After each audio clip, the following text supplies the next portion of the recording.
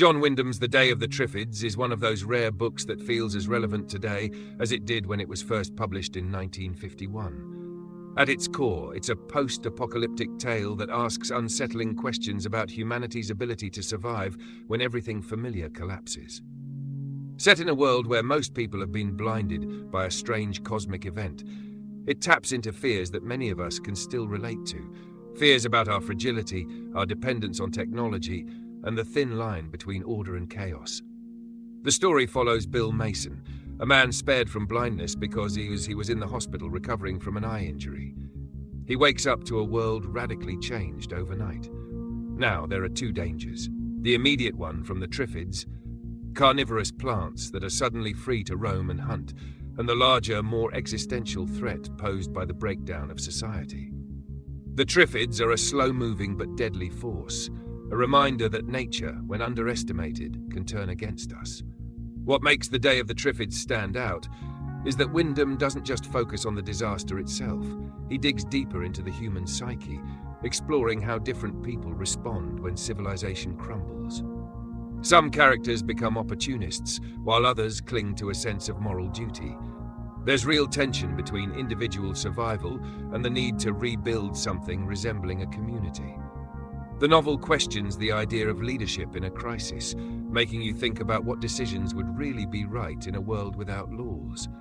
And, let's be honest, some of the answers are uncomfortable. Wyndham sets the novel against the backdrop of post-war Britain, which adds a layer of historical relevance to the story. The Cold War was heating up, nuclear anxieties were at an all-time high, and there was a growing concern about scientific advancements spiraling out of control.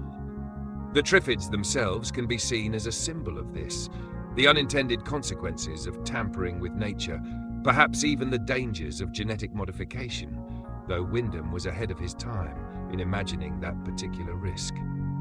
Then there's the blindness itself. It's not just a physical disability in the story, it's a metaphor for how humanity often ignores its own vulnerabilities. We get so comfortable in our modern lives, assuming that everything will just keep working, that we forget how delicate the balance really is. When that balance is disrupted, the novel suggests it's not just about losing sight, it's about losing control over the world as we know it. Bill Mason, as a character, is thoughtful and pragmatic. He's not your typical action hero, and that's part of what makes the novel feel so grounded. He spends a lot of time reflecting on the collapse of society, and Wyndham uses his perspective to explore some fascinating moral dilemmas. Should survivors focus on saving the many at the expense of the few? Where's the ethical line between survival and exploitation? The novel doesn't give you easy answers, but it forces you to wrestle with these questions as the story unfolds. The Triffids themselves are an intriguing threat. At first glance, they seem almost laughable. After all, they're just plants. But Wyndham gradually reveals their intelligence and deadly potential. In the chaos after the blindness event, the Triffids rise from being a mere curiosity to a dominant predator. There's something unnerving about their slow but inevitable encroachment, and they become an embodiment of nature taking back control, a force that humanity thought it had tamed but never truly understood. Wyndham's writing style is measured and calm, which makes the growing tension all the more palpable. He's not interested in sensationalism.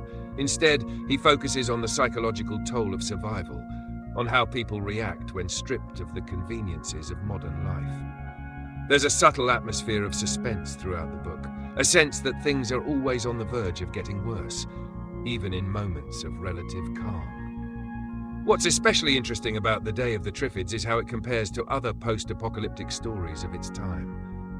Unlike The War of the Worlds by H.G. Wells or I Am Legend by Richard Matheson, Wyndham's novel doesn't dwell on the spectacle of destruction. Instead, it's more introspective, more concerned with the psychological and social aftermath than the actual event itself. That gives it a unique place in the genre, what some have called the cozy catastrophe. But don't let that term fool you. While the tone might be understated, the stakes are incredibly high. Even today, The Day of the Triffids feels like a relevant read. We live in a world where environmental collapse, pandemics, and the potential dangers of genetic science are all part of our collective consciousness. Wyndham's novel taps into those anxieties, and while it's firmly rooted in its own time, it speaks to a future that feels increasingly uncertain. In the end, The Day of the Triffids is not just a story about survival, it's a story about what it means to be human when the systems we rely on fail.